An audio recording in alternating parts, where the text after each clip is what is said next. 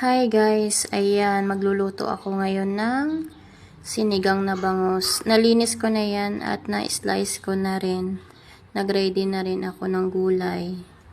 Okra, tapos talong.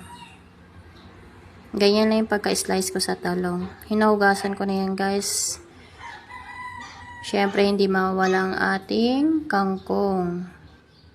Nahimay ko na yan at nahugasan ko na rin.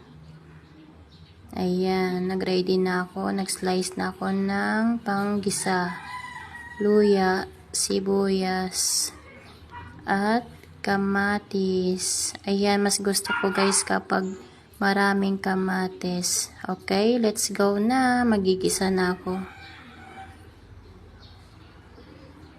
Ayan, inuna ko yung luya, tapos sinunod ang sibuyas at kamatis.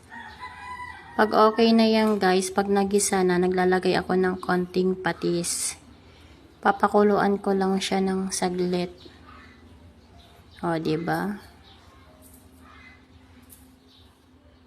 O, ayan. Okay na yan. Bago ko guys ilagay yung isda, hayaan ko siya ng mga 1 minute. Na ganyan lang.